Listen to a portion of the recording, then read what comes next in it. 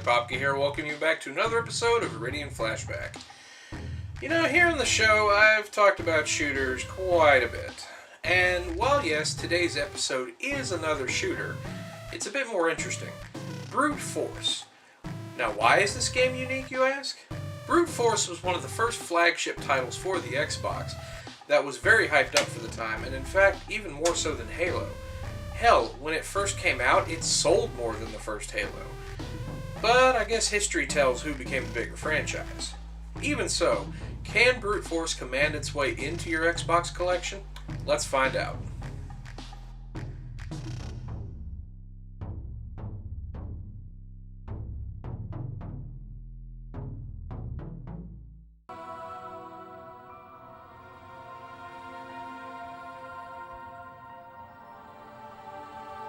It is the year 2340, and the galaxy is watched over by the Confederation of Allied Worlds.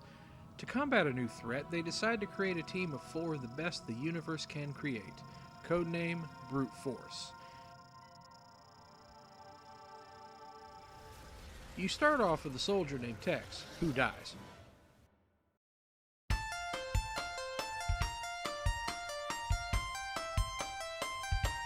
Hang on, there's more to it.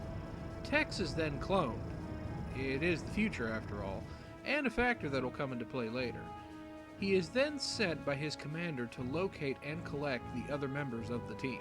Commander Bratton. Sorry we haven't had much time for formalities. We have a situation, and you're the man to resolve it. I'm used to it, sir.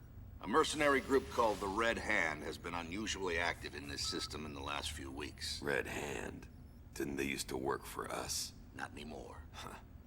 They get their wages elsewhere these days. We've managed to track them to a small base on the planet Estuary. I want you to go in and clean them out. Terrific. I'm not gonna lie to you, the story is as strong as a thin wafer.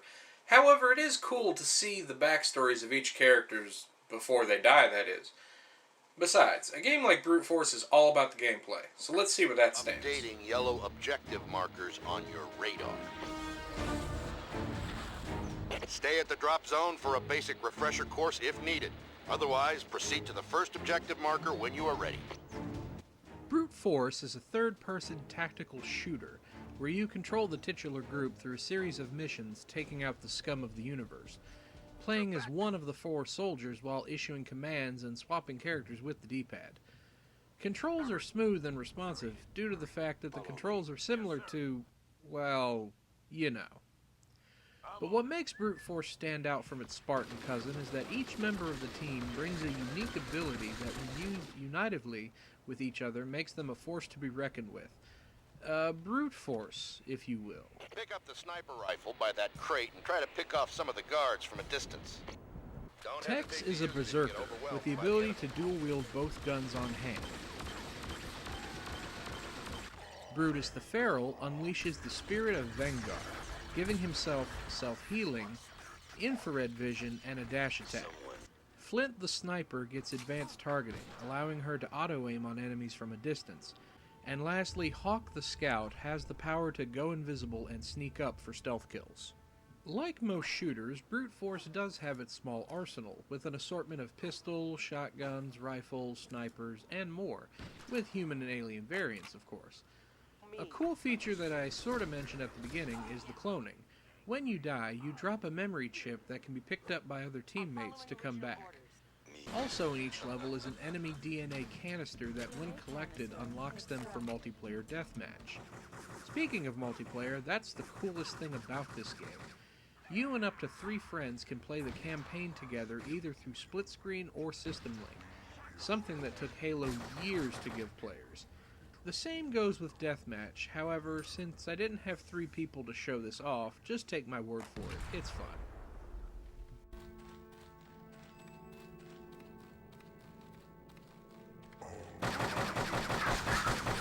Someone's firing.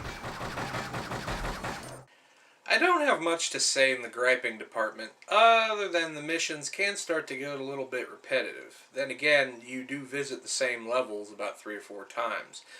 But with gameplay this solid, it really isn't going to bother you. Besides, we need to see how the presentation fares up now. I feel no pain. Great work down there. Head to the objective marker and bring it on home. When it comes to visuals, Brute Force doesn't slouch around, especially since this game came out around the Xbox's second year of life. The character models are well done for the time, and the level design is pretty good too, with varying planet locales.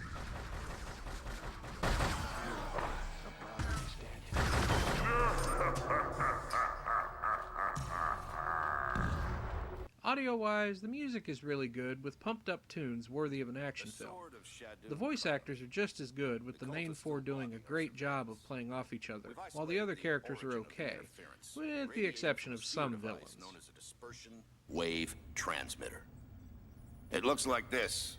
Find it, destroy it. Enemy present, sir? Heavy priest population, the strongest minds of the cult. They'll know you're coming. Beautiful. Do me a favor, sir, and warm up the cloning bays. Look, that's no place for two women. Brutus and I'll go. How chivalrous. Oh, like hell Listen, you... Quiet. Sir, respectfully, Flint and I can damn Like sure... hell you... Quiet! You're going. All of you. So that's Brute Force. Is it collection worthy? Oh, most definitely. Not only is it a solid shooter, it's one of the most fun co-op romps out there.